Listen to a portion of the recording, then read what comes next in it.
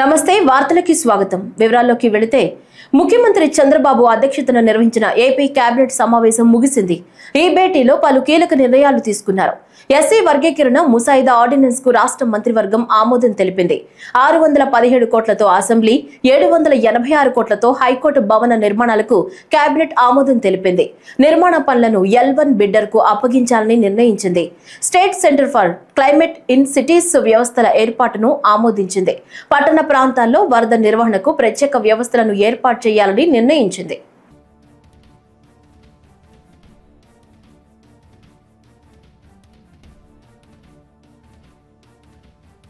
అమరావతి రాజధానిలోని అనంతవరంలో రాష్ట్ర మున్సిపల్ శాఖ మంత్రి నారాయణ పర్యటించారు।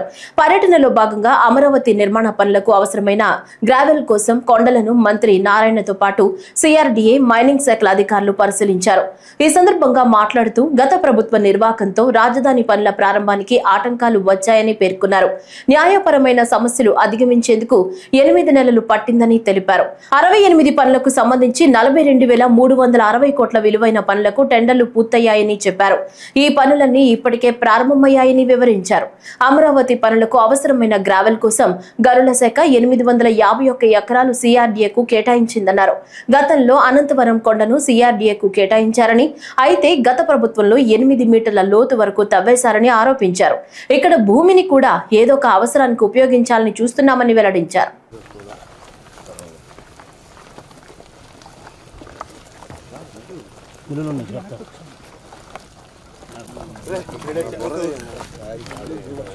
ఈ అమరావతి క్యాపిటల్ సిటీ కోసంగా 34,000 ఎకరాలని రైతులు కేవలం 58 రోజుల్లో అంటే 2015 జనవరి 1 నోటిఫికేషన్ ఇస్తే 2015 ఫిబ్రవరి 28 అర్ధరాత్రికి 34,000 ఎకరాలు స్వచ్ఛందంగా ఇచ్చారు।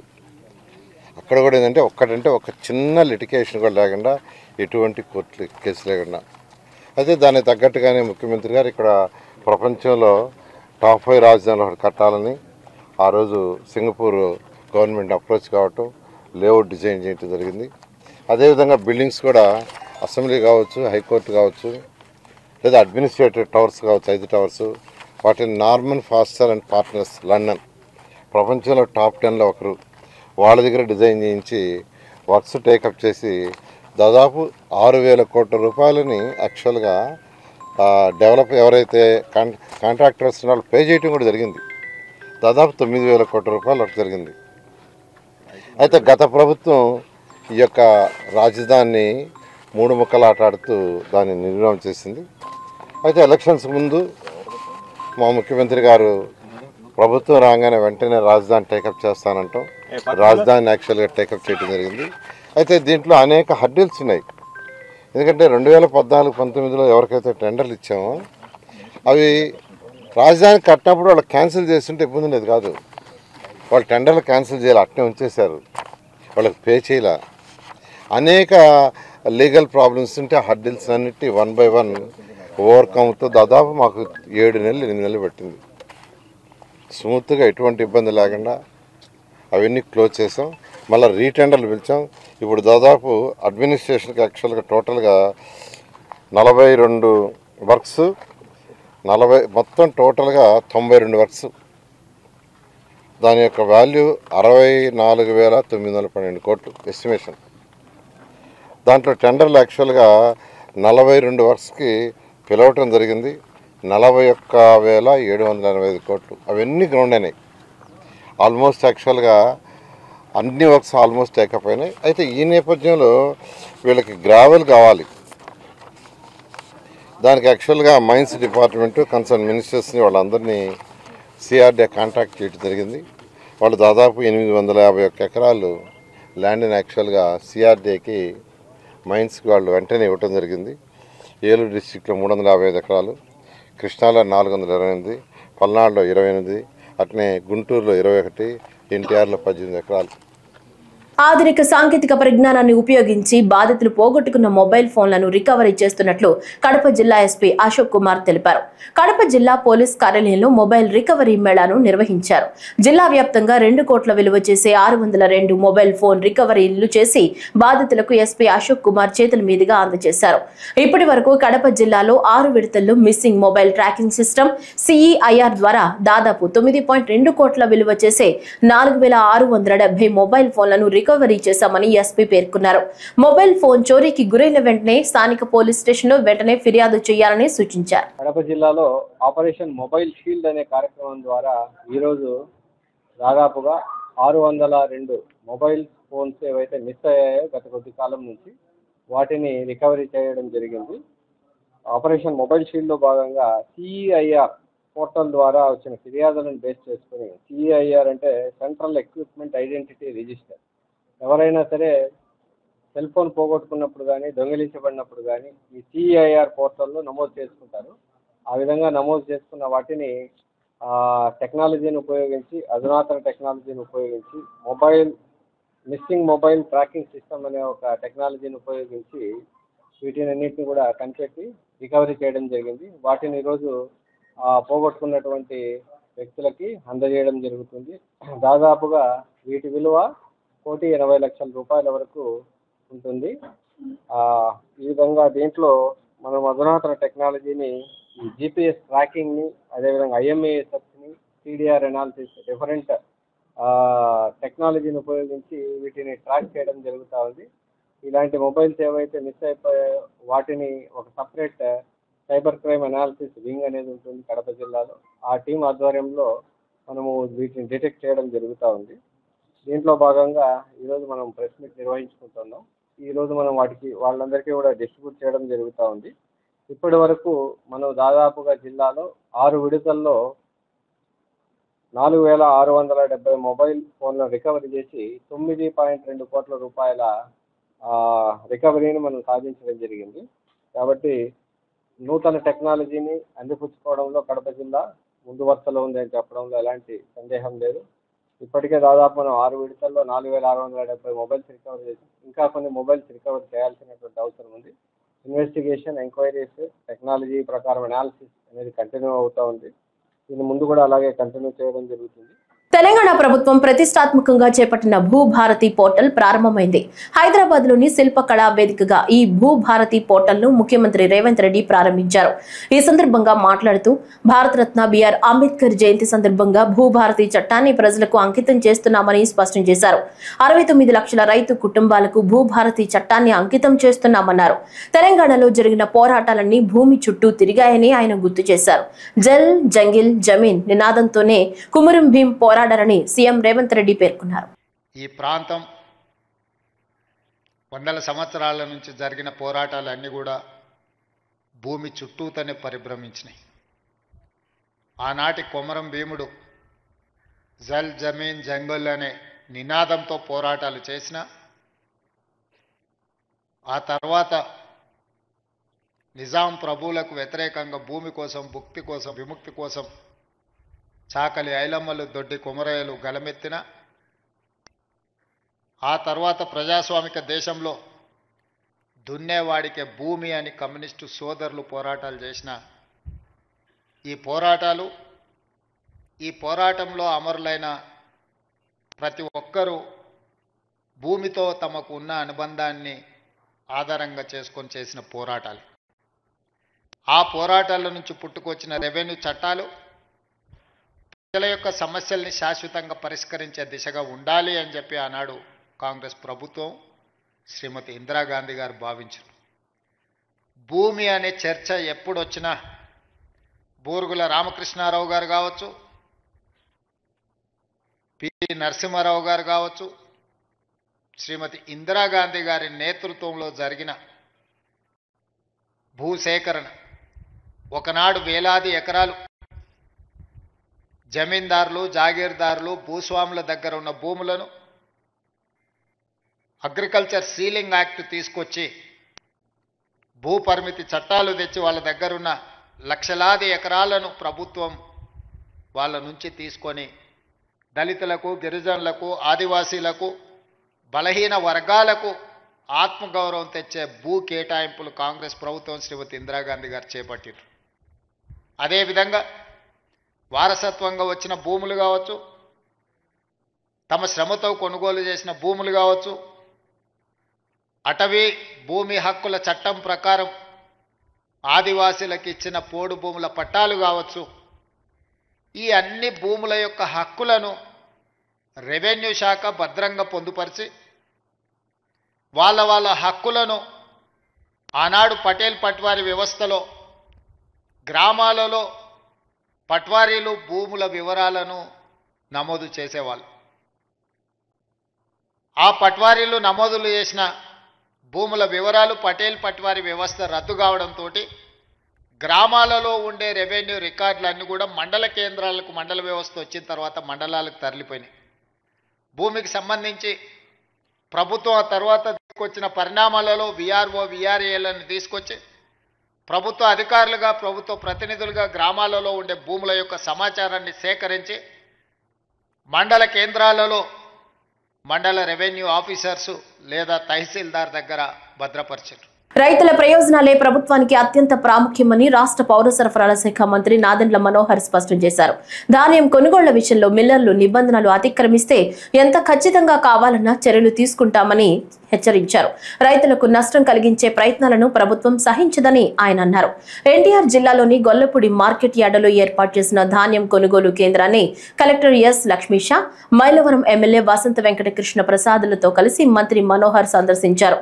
తరువాత రాయనపాడు, పైడూరుపాడు ప్రాంతాల్లో పర్యటించి రైతుల వద్ద నేరుగా సమస్యలు తెలుసుకున్నారు. రైతులు తమ ఆవేదనను బయట పెట్టారు. మద్దతు ధరపై మిల్లర్లు కొనుగోలు చేయడం లేదని, తరుగు పేరుతో అధికంగా కోతలు విధిస్తున్నారని వారు వాపోయారు. దీనిపై స్పందించిన మంత్రి, నిజంగా మీకు న్యాయం కావాలి, అందుకే నేనే మీ మద్దతుకు వచ్చాను అని చెప్పడంతో రైతులు ఆశావహంగా స్పందించారు.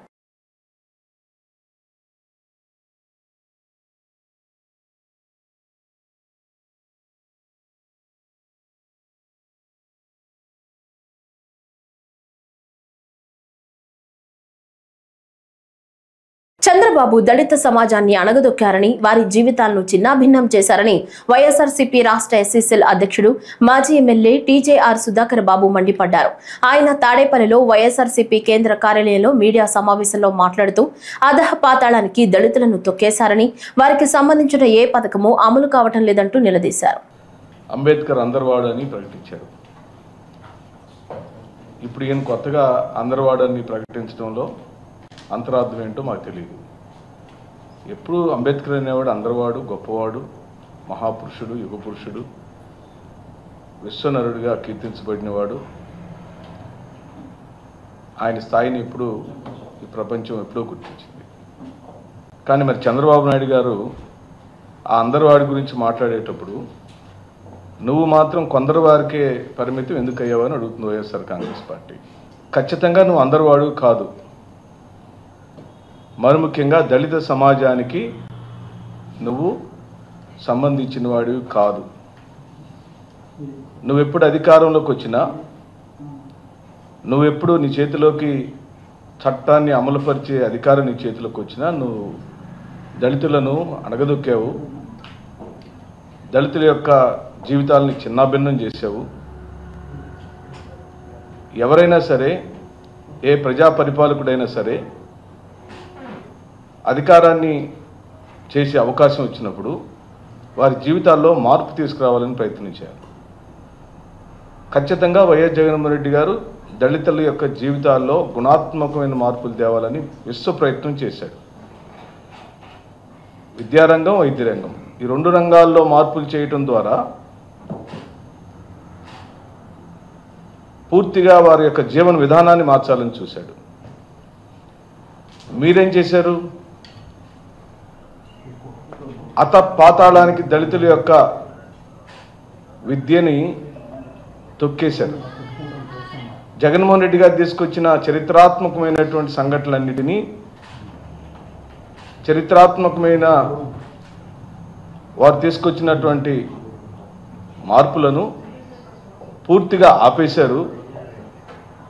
దళితుల యొక్క విద్యని కాలరాసేశారు. మైనార్టీలను మోసం చేసి ఇప్పుడు ముసలి కన్నీరు ఎందుకు జగన్ రెడ్డి అని minority finance corporation chairman Maulana Mushtaq Ahmed అన్నారు. ఈ సందర్భంగా సమావేశం ఏర్పాటు చేశారు. ఇప్పుడు ఆ వివరాలు చూద్దాం. జగన్మోహన్ రెడ్డి గారు చేస్తున్న డ్రామాలు కానీ నాటకాలు కానీ రాష్ట్ర ప్రజలకి బాగా తెలుసు. ఏదో మభ్యపెట్టి మోసం చేయాలంటే రాష్ట్ర ప్రజలు సహించరు. అది ఏమంటే వక్ఫ్ సవరణ చట్టం గురించి జగన్మోహన్ రెడ్డి గారు వాళ్ళ ఎంపీలు లోక్సభలో వ్యతిరేకించి రాజ్యసభలో వక్ఫ్ అమెండ్మెంట్ యాక్ట్కి మద్దతుగా నిలబడినారు. ఆ తర్వాత జగన్మోహన్ రెడ్డి గారు విప్ జారీ చేయడం జరిగింది. ప్రతి ఒక్కరూ అర్థం చేసుకోవాలి, ఆ విప్ రాజ్యసభలో మద్దతు ఇవ్వక ముందు జారీ చేయాల్సింది. పని పూర్తి చేసి విప్ జారీ చేసి రాష్ట్ర ప్రజలకి మభ్యపెట్టి మోసం చేయడానికి ఒక కుట్ర. గతంలో చూసుకుంటే జగన్మోహన్ రెడ్డి గారు అలయన్స్లో కూడా లేడు.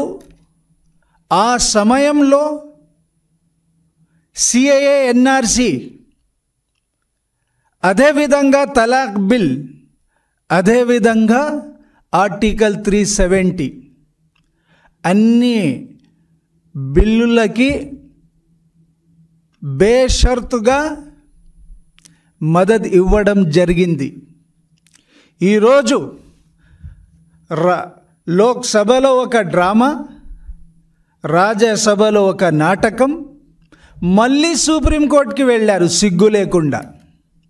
సుప్రీంకోర్టుకి వెళ్ళి వక్ఫ్ అమెండ్మెంట్ యాక్ట్కి వ్యతిరేకంగా సుప్రీంకోర్టుకి వెళ్ళి ముస్లిం సమాజానికి మోసం చేయాలని ముఖ్య ఉద్దేశంతో ముస్లిం పట్ల ఎటువంటి జగన్మోహన్ రెడ్డికి చిత్తశుద్ధి లేదు. మాజీ ముఖ్యమంత్రి వైఎస్ జగన్ ను అంతం చేసేందుకు టీడీపీ చేస్తున్న కుట్రలు మరోసారి బయటపడ్డాయని వైఎస్ఆర్సీపీ సీనియర్ నేత మాజీ చీఫ్ విప్ గడికోట శ్రీకాంత్ రెడ్డి అన్నారు. హైదరాబాద్ లోని సోమాజిగూడ ప్రెస్ క్లబ్ లో మీడియాతో మాట్లాడుతూ కూటమి ప్రభుత్వం ఏర్పాటైన నాటి నుంచి ఒక పథకం ప్రకారం వైఎస్ జగన్ కు హాని తలపెట్టేందుకు కుట్రలు జరుగుతున్నాయని ఆందోళన వ్యక్తం చేశారు. గతంలో వైఎస్ జగన్ పై హత్యాయత్నంకు పాల్పడిన నిందితుడితో తెలుగుదేశం ప్రభుత్వంలో డీజీపీగా పనిచేసిన retired IPS officer AB Venkateswara Rao తాజాగా భేటీ అవ్వడాన్ని ఎలా అర్థం చేసుకోవాలని ప్రశ్నించారు. కూటమి ప్రభుత్వాన్ని ప్రశ్నించే వారి ఉనికిని లేకుండా చేయడానికి ఏబీవీని ప్రయోగిస్తున్నారని మండిపడ్డారు. కొత్త పేర్లతో మేము అధికారంలోకి వస్తే రెడ్ బుక్ పాలన అమలు చేస్తాం, ఇప్పుడు మేము చేస్తుండేది రెడ్ బుక్ రాజ్యాంగాన్ని అమలు చేస్తాం అన్నటువంటి మాటలు మాట్లాడుతూ అత్యంత ఘోరంగా భారత రాజ్యాంగాన్ని కూడా అవమానపరిచే రీతిలో ఈరోజు ప్రభుత్వాలు తన పాలన కొనసాగిస్తున్నాయి. ఒక వ్యక్తి విశాఖపట్నం ఎయిర్పోర్ట్లో మాజీ ముఖ్యమంత్రి అప్పుడు ప్రతిపక్ష నేత అయినటువంటి వైఎస్ జగన్మోహన్ రెడ్డి గారు పాదయాత్రలో భాగంగా ఎయిర్పోర్ట్కి వచ్చినప్పుడు అక్కడ ఏ రకంగా ముందస్తు ప్రణాళికతో హత్యాయత్నం జరిగిన అంశం అందరికీ కూడా తెలుసు. వాడినటువంటి ఆయుధం దగ్గర నుంచి వాళ్ళు ఏ రకంగా తనను అంతమొందించాలా అటువంటి ప్రణాళిక రూపొందించారో ఆ రోజు మనం చూసాం. శ్రీనివాసరావు అనే వ్యక్తి ఆ ప్రయత్నం చేశాడని కూడా మనకు అందరికీ తెలుసు. అతను చేసినటువంటి తప్పును ఆ రోజు సరైన రీతిలో ఖండించకపోగా హేళనగా చేస్తూ వాడిన ఆయుధాన్ని వేరే రకంగా మాట్లాడుతూ ఆ ప్రయత్నం హేళనగా చేస్తూ కేసు నీరుగారే ప్రయత్నం చేశారు. అప్పుడు ఎన్నికల సమయంలో కానీ మన ఎన్నికల సమయంలో కానీ వాళ్ళ ఇంటికి టీడీపీ నాయకులు వెళ్ళటం, ఈ రోజున గౌరవ మాజీ ఐపీఎస్ అధికారి అయినటువంటి ఏపీ వెంకటేశ్వరరావు గారు ఆయన ఇంటికి వెళ్ళటం, ఆయనతో ముచ్చటించడం, అతనితో చర్చ జరపటం ఎంతవరకు సమంజసం? హేటెడ్ రాజకీయాలకు తెరదింపుతున్నారు వీళ్ళంతా, ద్వేషించే రాజకీయాలు తీసుకొస్తున్నారు. ప్రజాపరంగా వెళ్దాం, ప్రజలు ఏదైతే మనల్ని నమ్మి వాళ్ళు ఉన్నారో, గత స్ఫూర్తితో గౌరవ అంబేద్కర్ గారు గాంధీజీ గారి మహనీయులు ఏదైతే ఆశించారో వాళ్ళ యొక్క అడుగుజాడలో నడవకుండా ఎవరైతే ప్రతిపక్షంగా ఉన్నారో వాళ్ళు టార్గెట్ చేసుకుంటూ వ్యక్తిత్వ హననాలకు పాల్పడుతూ టార్గెట్ చేస్తూ ఇటువంటి ప్రయత్నాలు చేస్తుండడం సమంజసమా? కేంద్ర ప్రభుత్వం అవలంబిస్తున్న కార్మిక వ్యతిరేక విధానాలకు నిరసనగా మే 20వ తేదీన జరిగే దేశవ్యాప్త సమ్మెను సింగరేణి కార్మికులు జయప్రదం చేయాలని సిఐటియు రాష్ట్ర అధ్యక్ష ప్రధాన కార్యదర్శులు తుమ్మల రాజారెడ్డి, మంద నరసింహారావు పిలుపునిచ్చారు. మంగళవారం ఉదయం RG1 ఏరియా వర్క్ షాప్ లో ఆరేపల్లి రాజమౌళి అధ్యక్షతన జరిగిన గేట్ మీటింగ్ కు వారు ముఖ్య అతిథులుగా హాజరై మాట్లాడారు. మార్చి 18న న్యూఢిల్లీలో కేంద్ర కార్మిక సంఘాలు, ఫెడరేషన్లు సమావేశమై కేంద్ర ప్రభుత్వం అమలు చేయాలనుకుంటున్న కొత్త లేబర్ కోడ్స్ ఉపసంహరించుకోవాలని, బొగ్గు గనుల వేలం నిలిపివేసి కోల్ ఇండియా, సింగరేణి సంస్థలకు కేటాయించాలని, ప్రభుత్వ రంగ సంస్థల అమ్మకం, ప్రైవేటీకరణ విధానాలు ఉపసంహరించుకోవాలని డిమాండ్ చేశారు. ఎప్పుడు స్వతంత్రం రాకముందు కూడా కార్మిక వర్గం పోరాటం చేసి అనేక హక్కులు సాధించుకున్నాం. స్వతంత్రం వచ్చిన తర్వాత అనేక హక్కులు సాధించుకున్నాం. 44 చట్టాలు సాధించుకున్నాం. మనం పేషీట్లో ఇప్పుడు ఒక్కొక్క దానికి దాదాపు 100 కోళ్ళు ఉంటాయి మన పేషీట్ వెనకాల. ఆ హక్కులన్నీ ఎట్లా వచ్చినాయి? కార్మిక వర్గం ఎంతో మంది బలిదానంతో వచ్చిన ఈ కార్మిక వర్గం ఏం కావాలి? సరే, సమ్మె సంగతి ఇట్లా ఉంటే 12 గంటల పని విధానం ఎప్పుడు వచ్చింది? ఇది 1886లో చికాగో పోరాటంతో వచ్చింది కదా, మనందరికీ తెలుసు కదా, మేడే సందర్భంగా చెప్పుకుంటాం కదా. మరి ఆ 12 గంటల పని విధానాన్ని అప్పుడే సాధించుకున్నటువంటి 8 గంటల పని విధానాన్ని అప్పుడే సాధించుకుంటే మనము అని చెప్పేసి కూడా చట్టంలో సవరణ చేసిండు. అంటే చూడండి, 12 గంటలు అంటే ఆ పెట్టుబడిదారులకి లాభాలు రావడం కోసం మనం ఊడిగం చేయాలట. ఇంకా 8 గంటలు సరిపోదట, 12 గంటలు పని చేయాలట. ఇంతేకాదు, అప్రెంటిస్ యాక్ట్ మార్చేసిండు. ఇప్పుడు చాలామంది, ఎక్కువ మంది వర్క్షాప్లలో అక్కడిక్కడ మైన్స్లలో కూడా అప్రెంటిస్ బాగా విపరీతంగా వచ్చేస్తూ ఉన్నారు. ఏంటి పరిస్థితి?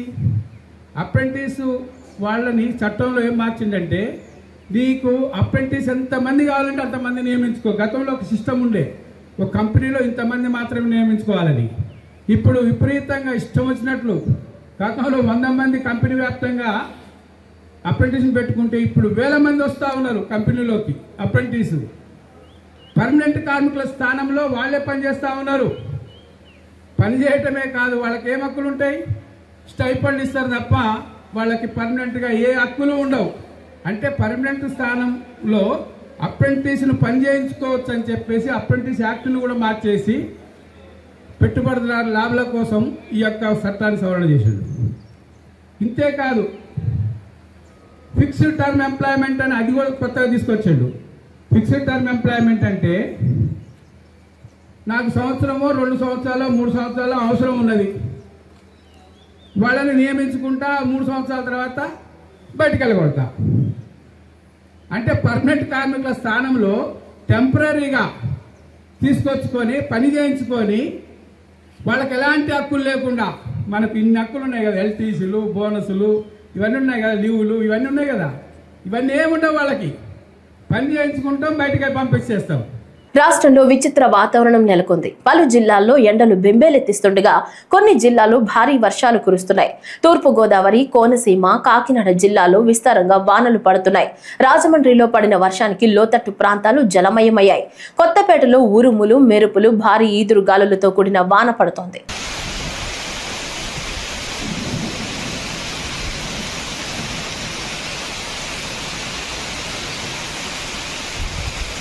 చంద్రబాబు పెట్టుబడిదారులకు దోచిపెట్టడానికే అమరావతిలో మరిన్ని పంట పొలాల కోసం ప్రణాళిక వేస్తున్నాడని వడ్డే శోభనాద్రీశ్వరరావు ఆరోపించారు. విజయవాడ ప్రెస్ క్లబ్ లో ఏర్పాటు చేసిన విలేకరుల సమావేశంలో మాట్లాడుతూ రాజధానిలో ప్రభుత్వ భవనాలకు 2,700 ఎకరాలు సరిపోతుండగా ఇప్పటికే ఉన్న 33,000 ఎకరాలు అభివృద్ధి చేయకుండా 44,000 ఎకరాల నూతన భూ సమీకరణ ఎందుకని ఆయన నిలదీశారు. ప్రపంచ బ్యాంక్, ఆసియా అభివృద్ధి బ్యాంక్ 31,000 కోట్లు రుణాలు మంజూరు చేసి కొన్ని నిధులు విడుదలవగా ఇంకా 60,000 కోట్లు రుణాన్ని పొందడానికి ప్రణాళికలు వేస్తున్నారని శోభనాద్రీశ్వరరావు ఆక్షేపించారు. విభజన చట్టంలో పొందుపరిచిన ప్రత్యేక హోదా, వెనుకబడిన జిల్లాలకు నిధులు, పోలవరం ప్రాజెక్టుకి నిధులు చంద్రబాబు మర్చిపోయారని శోభనాద్రీశ్వరరావు వ్యాఖ్యానించారు. కేంద్ర ప్రభుత్వం ప్రత్యేక హోదా ఎగ్గొట్టింది. వెనుకబడిన జిల్లాలకు నిధులు ఇచ్చినట్లే ఇచ్చి వెనక్కి తీసుకుంది. పోలవరం ప్రాజెక్టు ముంపు ప్రాంతాల నిర్వాసితులకు ఇచ్చే నిధులు తాము చెల్లించబోమని అంటున్నారు. కానీ చంద్రబాబు 2019 పోరాడినట్లు బీజేపీ మీద ప్రస్తుతం పోరాడడం లేదని ఆయన చంద్రబాబుని విమర్శించారు. ఇదివరకే అమరావతి రాజధాని కొరకు రైతుల నుంచి దాదాపు 33,000 ఎకరాలు తీసుకున్నారు.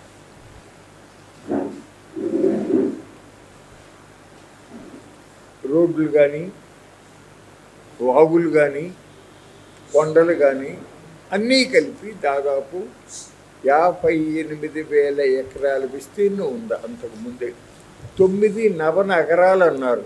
58,000 ఎకరాలలో సెక్రటేరియట్, అసెంబ్లీ, కౌన్సిల్, హైకోర్టు, అట్లాగే ఇవన్నీ కలిపి వచ్చేది పరిపాలనా వ్యవస్థకు సంబంధించి, అట్లాగే వాళ్ళ రెసిడెన్షియల్ కాంప్లెక్సెస్ సంబంధించి అవసరమైనటువంటి భూమి 2,700 ఎకరాలు మాత్రమే. మిగిలింది నవనగరాలు ప్లస్ కొంత భూమి, ఇంకా 6,000 ఎకరాలు స్పేర్గా మిగిలి ఉంటుంది. ఇంతవరకు అందులో తాత్కాలిక భవనాలనే పేరు మీదుగా నిర్మాణం చేసిన 2 అంతస్తుల వెలగపూర్ దగ్గర సెక్రటేరియట్ భవనాలు, అట్లాగే హైకోర్టు భవనం, అట్లాగే అసెంబ్లీ కాంప్లెక్స్ ఇంతవరకు నిర్మాణం జరిగింది. ఇప్పుడు కొత్తగా అదనంగా ఇంకా 44,000 ఎకరాలు కావాలి, తీసుకోబోతున్నామని చెప్పి ప్రకటించారు. అది కూడా భూ సమీకరణ విధానంలో రైతుల నుంచి తీసుకుంటాము అని చెప్పి ప్రకటించారు. అంటే ఇప్పటికీ తీసుకున్న భూములు చాలవు, ఇంకా కావాల్సి వస్తాయి అనేటటువంటి ధోరణితో తెలియపరిచారు. మరొక వార్త ఏంటంటే, మీరు చూస్తూనే ఉన్నారు, అంతకుముందు వరల్డ్ బ్యాంక్ కానీ, ఏషియన్ డెవలప్మెంట్ బ్యాంక్ కానీ, ఇతర బ్యాంకులు కానీ 31,000 కోట్ల రూపాయలు ఇప్పటికీ అమరావతి రాజధాని నిర్మాణం కొరకు ఆంధ్రప్రదేశ్ ప్రభుత్వానికి రుణాలు మంజూరు చేసింది. వాటిల్లో కొంత రిలీజ్ చేశారు. ఇప్పుడు పనులు టెండర్లు అయి పిలిచారు. ఇప్పుడు నిన్నటి వార్త ఏంటంటే, ఇంకా 69,000 కోట్ల రూపాయలు ఇంకా లోన్లు తీసుకోబోతున్నాము, అవసరమవుతాయి అని చెప్పొచ్చింది. ఈ విధమైన ఆలోచనలు చేస్తూ ఉంటే ఈ రాష్ట్రాన్ని ఎక్కడికి తీసుకెళ్ళదలుచుకున్నారు చంద్రబాబు నాయుడు గారు అని నేను ప్రశ్నిస్తూ ఉన్నాను. ముఖ్యమంత్రి చంద్రబాబు అమరావతి భూసేకరణ 2వ దశ విస్తరణ ప్రకటనని బహుజన సమాజ్ పార్టీ ఖండించింది. విజయవాడ ప్రెస్ క్లబ్ లో ఏర్పాటు చేసిన పాత్రికేయుల సమావేశంలో ఆ పార్టీ అధ్యక్షుడు మాట్లాడుతూ, ఇప్పటికే సేకరించిన 33,000 ఎకరాలను అభివృద్ధి చేయకుండా కొత్తగా 44,000 ఎకరాల సేకరణ పేదల పొట్ట కొట్టడానికి అని ఆయన విమర్శించారు. గత టీడీపీ, వైసీపీ ప్రభుత్వాలు ప్రపంచ బ్యాంక్ నిర్దేశించిన విధానంలో పనులు చేపట్టలేదని, వరదలు వస్తే అమరావతి ప్రాంత పేద ప్రజల పరిస్థితి ఏంటని సుబ్బరాజు ప్రభుత్వాన్ని ప్రశ్నించారు. ప్రభుత్వం వెంటనే భూసేకరణ నిర్ణయాన్ని ఉపసంహరించుకోవాలని, లేని పక్షంలో రాష్ట్ర స్థాయి ఆందోళన చేపడతామని సుబ్బరాజు హెచ్చరించారు.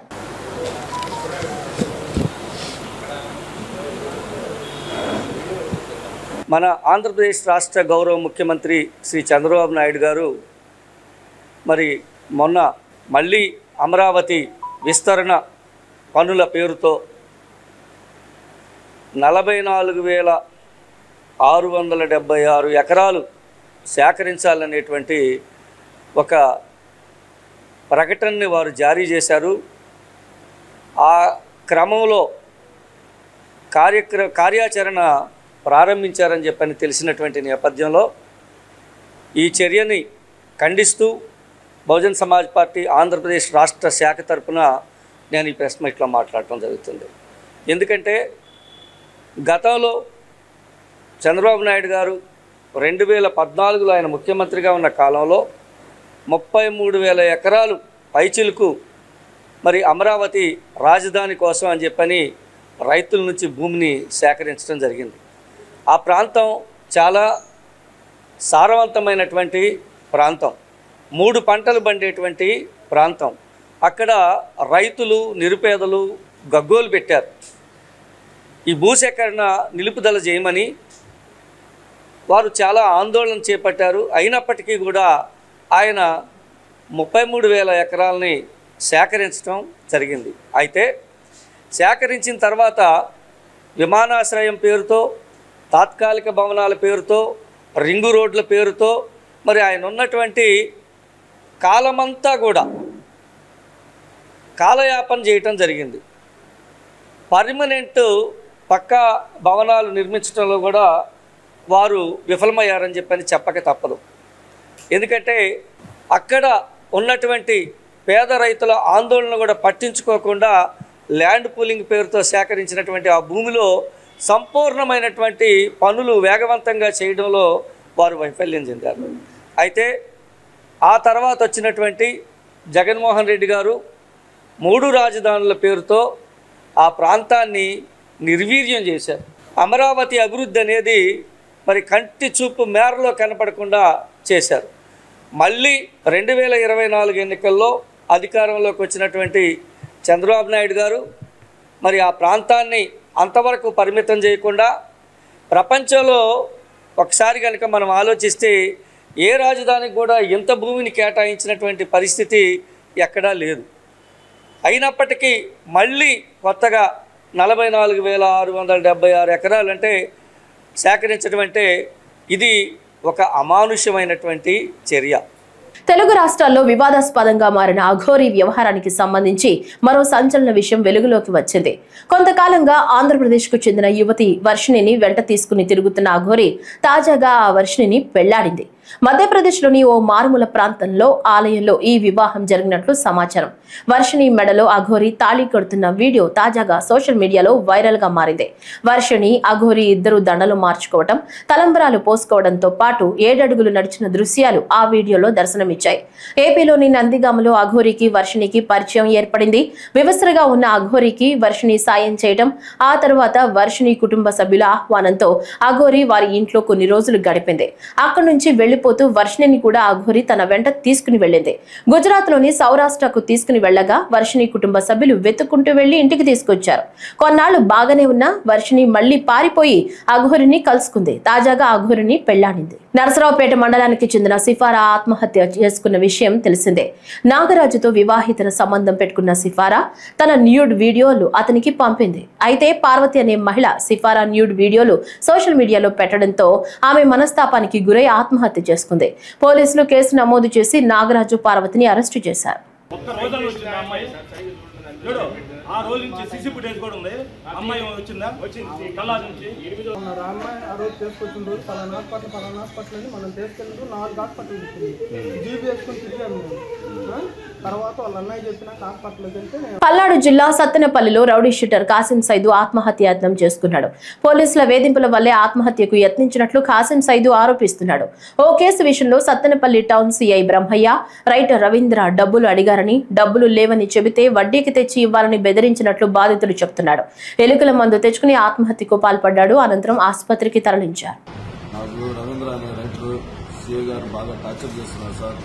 లేనిపోయింది దాంట్లో కూడా ఇరికిచ్చి నాకు ఇబ్బంది పెడుతున్నారు సార్. మొన్న హెచ్ఐఎస్ కేసులో ఇరికిచ్చి నాకు బాగా ఇబ్బంది పెట్టారు. నాకు డబ్బులు డిమాండ్ చేస్తున్నారు. రవీంద్ర అనే ఇద్దరు ప్రతి దాంట్లో ఇరికిచ్చి బాగా ఇబ్బంది పెట్టి ఇది చేస్తున్నారు సార్. బాగా ప్రతి దాంట్లో ఇది చేసి నాకు బెదిరిస్తున్నారు సార్. బెదిరించి బాగా ఇబ్బంది పెడుతున్నారు. రవీంద్ర ఏం చెప్తే సీఏ గారు కూడా అదే చేస్తున్నారు సార్. రవీంద్ర మాట విని సీఏ గారు కూడా చేస్తున్నారు సార్. సీఏ గారు కూడా అసలు ఏందనేది కూడా ఇది చేయట్లేదు సార్. పాపం పుణ్యం చేయట్లేదు సార్. బాగా ఇబ్బంది పెడుతున్నారు అసలు సీఏ గారు కూడా. ఆయన చెప్పిందే వింటున్నారు. రవీంద్ర చెప్పిందే. రవీంద్ర ప్రతి దాంట్లో ఏం చేస్తున్నాడు సార్. నాకు ఏదో న్యాయం చేయకపోతే నేను చచ్చిపోతా సార్. ఈ వార్తలు ఇంతటితో సమాప్తం. నమస్కారం.